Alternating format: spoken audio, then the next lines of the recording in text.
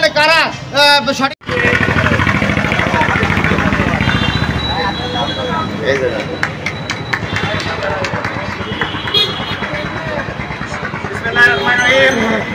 আপনারা সবাই জানেন আমরা এখানে কেন উপস্থিত হয়েছি। প্রিয় নড়াইলবাসী, আজকে মহান 16ই ডিসেম্বর আমাদের বিজয় দিবস। এটা আমরা সবাই জানি। দীর্ঘ 9 মাস যুদ্ধের পরে আজকে আমরা একটা স্বাধীন দেশ পেয়েছি। সেই সব শহীদদের প্রতি আমি শ্রদ্ধা সাথে স্মরণ করি নড়াইল জেলা ছাত্র অধিকার পরিষদের পক্ষ থেকে। আমি বলতে চাই যে আমরা আজ দেশ 53 বছর স্বাধীন হয়েছে, কিন্তু আমরা কথা বলার কোনো সুযোগ পেয়েছি? কথা বলার সুযোগ পেয়েনি। 53 বছর পর আজকে 2024 সাল যদি না আসতো, আজকে নড়াইল এরকম একটা জায়গা দাঁড়ায় আমরা কথা বলতে পারতাম না। এই জন্য আমি বলতে চাই, ধরতে পারি না, ছুঁইতে পারি না, বলতে পারি না কথা। রক্তের বিনিময়ে পেয়েছি এমন কেমন স্বাধীনতা, যে স্বাধীনতার ঘ্রাণ আমরা আজও পাইনি। কেন পাইনি আপনারা জানেন? যে ফ্যাসিস্ট শেখ হাসিনার আমলে আমাদের কথা বলার মতো কোনো জায়গা ছিল না, কোনো শক্তি ছিল না। এক জায়গায় 2 জন লোক দাঁড়ায় কথা বলতে পারতাম না। বাগানে আনাইছে কানাইছে দাঁড়ায় আমাদের কথা বলতে হতো। এখন অনেকে অনেক বড় কথা বলছে, কিন্তু এই জুলাই আগস্টের 5 তারিখের আগে আমাদের কারোর কোনো জায়গায় কোনো ভূমিকা ছিল না। আমাদের কাদের ভূমিকা ছিল? ডাকসুর সাবেক বিপি জননেতা নুরুল হক নূর, তার কণ্ঠ ছিল সোচ্চার। ঢাকা ইউনিভার্সিটির বিপি সে কিভাবে হয়েছিল 2018 সালে আপনারা সবাই জানেন।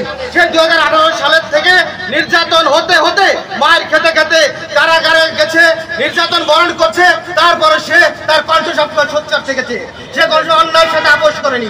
আজকে অনেকে অনেক কথা বলছে, কিন্তু ভাই এই 16ই ডিসেম্বর 9 মাস যুদ্ধ হয়েছে, যারা শহীদ হয়েছে তাদেরকে আমরা সারা জীবন স্মরণ করব। কিন্তু যারা এই যে জীবিত আছে, সঠিক মুক্তিযোদ্ধা তদন্ত করে সঠিক মুক্তিযোদ্ধাদের তালিকা করতে হবে।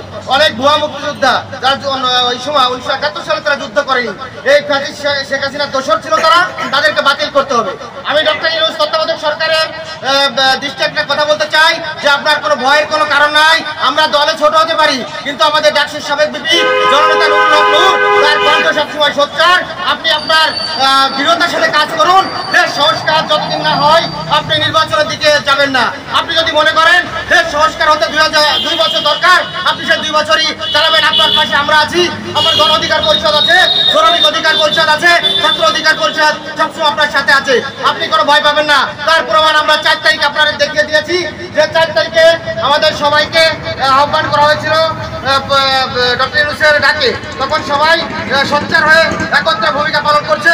সেখানে আমাদের ডাকসুর সাবেক বিপি জননেতা নুরুল হক নূর, তার বক্তব্য ছিল অতি স্পষ্ট যে সংস্কারের জন্য আপনার যতদিন প্রয়োজন আপনি করবেন। কিন্তু এই আওয়ামী লীগের দোষর, আওয়ামী লীগের রাজনীতিকে যারা ত্যাগ করতে চায়, বিভিন্ন বাগান বাড়ি বিভিন্ন জায়গায় যে আপোষ করছে টাকা নিয়ে, আমি তাদেরকে বলতে চাই, সে বিএনপি হোক, সে জামাত হোক, যদি আওয়ামী লীগকে পুনর্বাসন করতে চান, আমরা কিন্তু নড়াইল জেলা ছাত্র অধিকার পরিষদ, গণ অধিকার পরিষদ, শ্রমিক অধিকার পরিষদ রাত ভাঙ্গা জবাব দিব।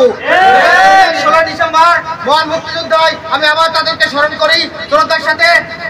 তাদের ভুলার কোনো ভাষা আমার নাই। তাদেরকে আমরা সারা জীবন আজীবন তাদেরকে স্মরণ করবো, কারণ তাদের জন্য আমরা বাক স্বাধীনতা ফিরে পেয়েছি। আমি আরেকটা কথা বলতে চাই, গুরুত্বপূর্ণ কথা, সেটা হচ্ছে এই মেসেজটা যাতে নূর ভাইয়ের কাছে পৌঁছে যায়। নড়াইল জেলায় আমাদের কোনো অভিভাবক নাই।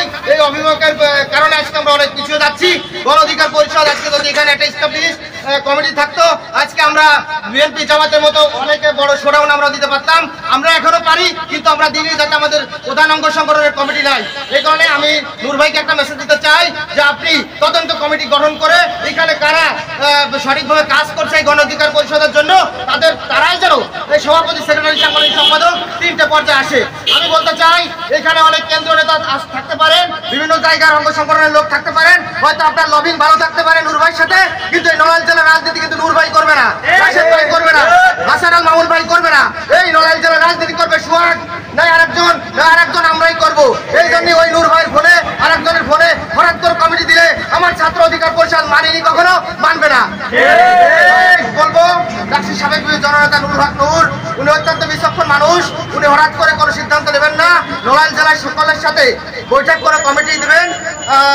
আমি মনে করি সুন্দর একটা কমিটি হবে। সবাই ভালো থাকবেন, সুস্থ থাকবেন। আগামী যে কোনো প্রোগ্রামে ডাক দিলে আপনারা আসবেন। 2024 সালে যে ভূমিকা ছিল আমাদের, সামনে যদি কোনো ভূমিকা রাখতে আপনারা থাকবেন তো। ভালো থাকবেন।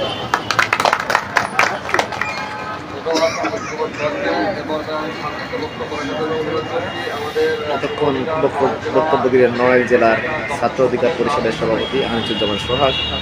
তার মূল্যবান বক্তব্য আমরা এই মুহূর্তে আপনাদেরকে দেখাচ্ছি।